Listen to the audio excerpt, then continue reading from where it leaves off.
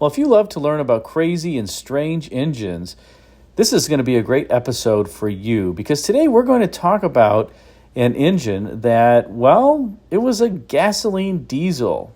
What do I mean by that? Well, this engine operated on both gasoline as well as diesel fuel. So it was a gasoline diesel, a diesel gas, whatever you want to call it. But how in the world does this happen, and why don't you see this now? Well, let's talk a little bit more about this particular engine.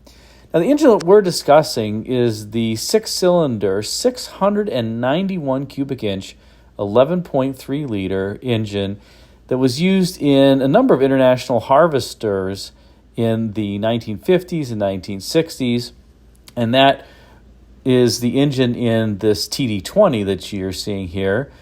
And as I said, it was 691 cubic inches. It made only 134 horsepower, but it had a ton of torque and could power a 33,000-pound bulldozer. And that's right, 33,000 pounds. And overall was just an amazing engine, especially for the time.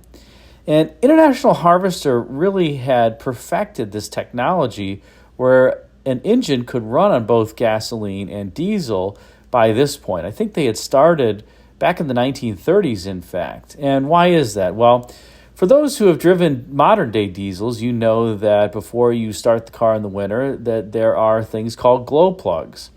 And the purpose of the glow plugs is that they effectively preheat the combustion chamber so that when the engine is cold, it will end up starting. Because recall that diesel engines don't have spark plugs. They are compression ignition engines, meaning that the fuel air charge self-ignites. And it does so because the compression ratio is so high compared to a gasoline engine. As an example, on these internationals, it was relatively low. I think it was 15 or 16 to 1, but that was still higher than a typical gas engine by a factor of about 2.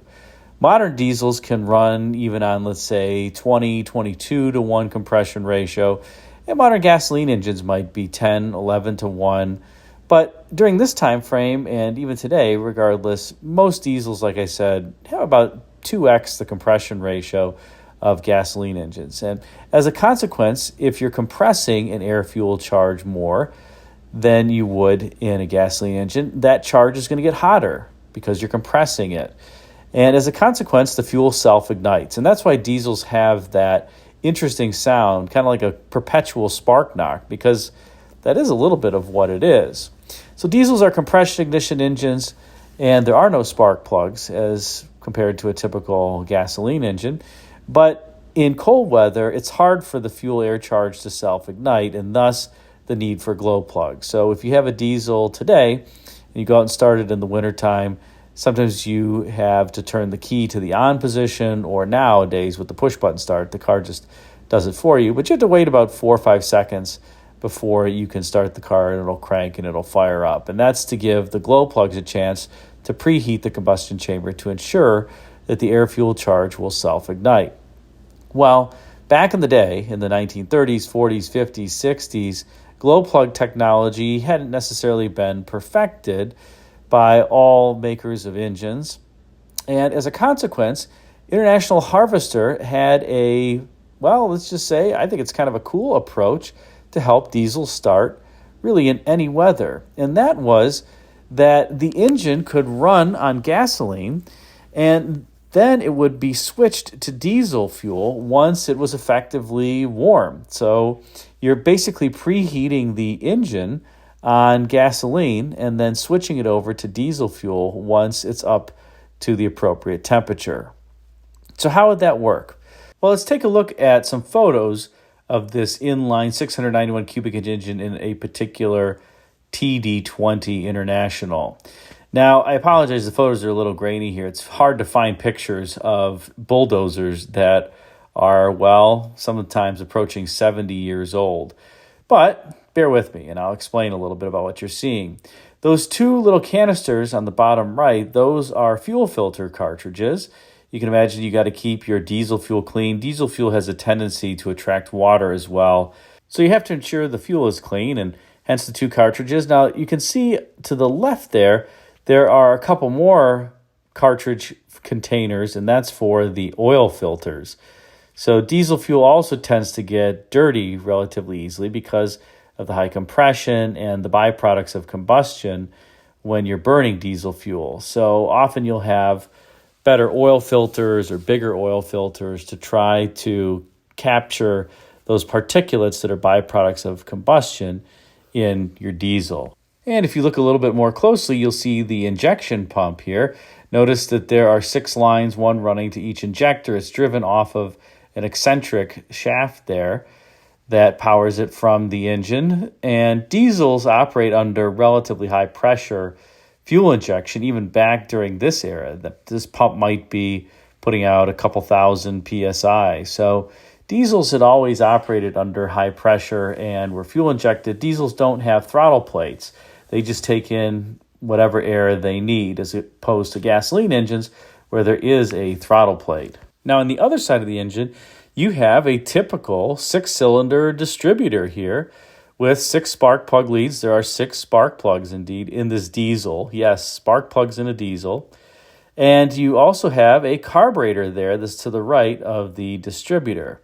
So how in the world would this work? How can it run on both gasoline and diesel? Well, the first thing that you would do if you were going to start this engine cold would be to pull a lever that's called the compression release lever. And here's a picture of that lever. It would go all the way up into the cab of the Dozer, or at least the area where the operator was sitting, and you'd pull on that long lever there, and doing so would open a valve within the engine. And the valve would open up, and basically behind the valve was an empty pocket that allowed you to lower the compression ratio of the engine. So this would lower it from about 15 to 16 to 1 down to about 8 to 1 compression ratio. And then what would happen is you would basically ensure all the diesel fuel was turned off so that it wasn't going to the injectors. And there was a manually operated choke for the carburetor that you previously saw. So you pull out the choke lever, you push the start button, and you could start this almost 700 cubic inch engine with basically a car battery, a regular car battery. Most of diesels, especially these big diesels, require lots of batteries. You have to spin the engines over much faster than a typical gasoline engine, sometimes about 100 RPMs, which is very fast, in order to get them to start. But because here this is an engine that's starting on gas, well, it just has a regular old starter, and it can start on a regular old car battery. So again, to start it, you would pull that compression lever. That would open a valve in the engine that basically would lower the compression ratio. You pull out a manual choke lever, and then you'd hit the starter button, and that would allow the engine to start up on gas. Now, interestingly, I mentioned diesels don't have a throttle plate, and the carburetor that you previously saw, well, that doesn't have a throttle plate either on these engines that goes into the intake manifold. The reason for that is, well, the carburetor is so small that it's restrictive enough that the engine can't really operate at a high RPM because there's just not the ability for enough air and fuel to get into the engine with that teeny 1-barrel carburetor that's on there in an almost 700 cubic inch engine. So it's kind of naturally governed to a set RPM just based on the size of the carburetor and the venturi in it. So once the engine fires up on gas, then you wait. Depends on what the outside temperature is. On a summer day, you might wait 30 seconds. On a winter day, you might wait 4 or 5 minutes for the engine to run on gasoline. And then when you're ready, you would move up the throttle lever for the diesel, release the compression lever, and then the engine's running on diesel fuel. Now, you might ask, well, why would you switch over to diesel if this engine runs on gas? Well, it just doesn't have any power on gas. Remember I said it's running through a 1-barrel carburetor, and I don't even know what the horsepower rating would be. It might be something ridiculously low, like 70 horsepower or something, operating through that teeny tiny 1-barrel carburetor. The purpose of this engine and the gasoline function was really just to get the engine to spin over and warm up so that in any weather you didn't have to have glow plugs, but this would start. It would start easily on one car-sized battery. And then once it was running, you just let it run for a few minutes before you would switch it over to diesel fuel. So pretty sweet idea. Now, there were many different ways that one could get a vintage diesel started. Another way was that some companies would put a pony motor, a gasoline engine, it's a relatively small gasoline engine, and then they would use that gasoline engine once it had started and warmed up a little bit to turn over the big motor to effectively spin the big motor over. And then once it had done that for a little while, it would build oil pressure, it would get some heat into the cylinders.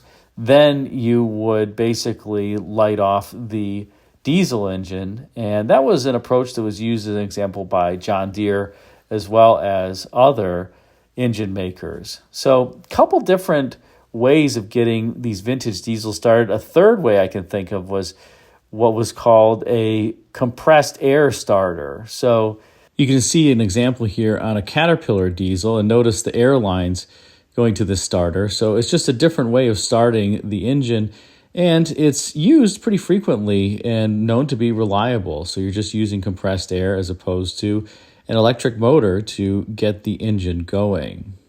But this international TD-20 and the series of internationals that used engines like this, I think it's just super cool and innovative because it solves a problem and it does it in such an elegant way, as opposed to having the glow plugs, which International Harvester, I would guess, just didn't have the technology at the time. So they developed an engine that could run on two different fuels, and that enabled it to be reliable and start in basically any weather. We'll now close out with a video of a Farmall 400 four-cylinder engine starting, a gas diesel engine.